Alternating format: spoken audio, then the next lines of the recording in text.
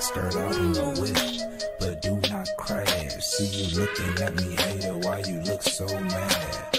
Pull off of the car lot, push button at hard top.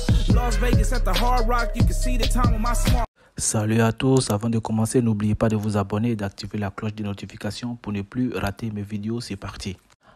Alors, je vais parler du débrief de ce match du Paris Saint-Germain aujourd'hui, le PSG contre Lorient.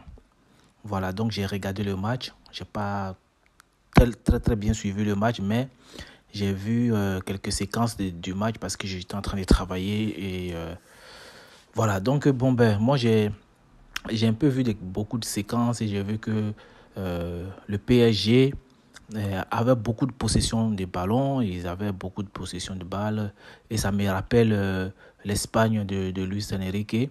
Il tourne en rond, il conserve toujours le ballon, mais il n'y a pas d'individualité, c'est-à-dire un gars comme Mbappé ou bien un gars comme Neymar ou bien un gars comme Messi pour voilà, essayer de déjouer la défense adverse et puis marquer des buts.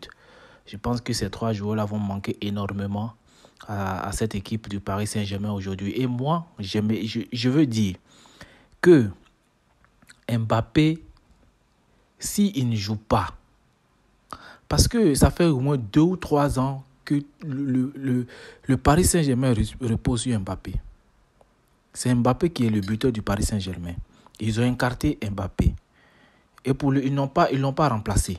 Ils n'ont pas trouvé un joueur capable c'est-à-dire un joueur qui a le profil d'Mbappé, qui peut marquer, qui peut planter au moins 30 ou 25 buts par saison.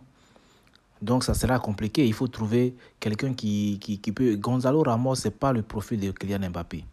Kylian Mbappé, il est rapide, c'est un grand dribbleur, il a le sens du but.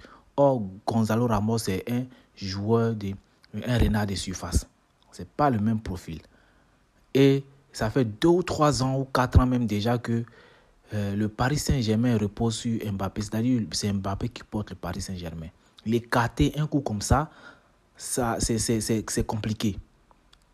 C'est très très compliqué. De la manière dont je vois le Paris Saint-Germain cette année et ce qu'ils ont commencé là, ça sera très très compliqué. Peut-être qu'ils vont perdre, ils ne vont pas être champions. Moi, je dis clairement. Je ne dis pas que ils ont mal joué. Le Paris Saint-Germain a bien joué. Ils ont conservé le ballon et tout ça. Mais il faut un finisseur. Il faut quelqu'un qui crée.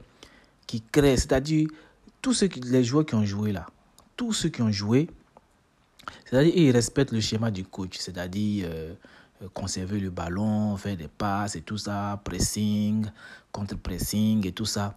Et ils respectent ce que le coach a dit. Mais il y a des joueurs des calibres mondial comme les Neymar, comme les Mbappé, comme les Messi, comme ça.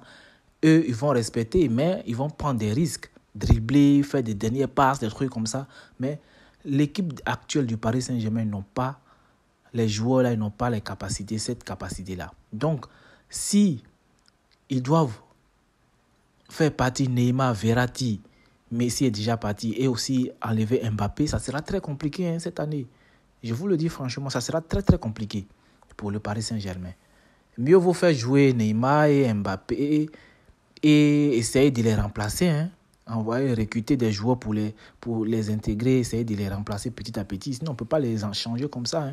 Ça sera très compliqué pour le Paris Saint-Germain. Ça, qu'est-ce que vous en pensez du nouveau, c'est-à-dire du premier match du Paris Saint-Germain contre Lorient, qui s'est soldé sur un score de 0-0. Ceux qui ont regardé le match, qu'est-ce que vous en pensez de l'absence de Mbappé et l'absence de Verratti et de Neymar? Vos avis dans les commentaires. On s'attrape bientôt pour une prochaine vidéo. Mais n'oubliez pas de vous abonner, de liker, de partager. Ciao, ciao.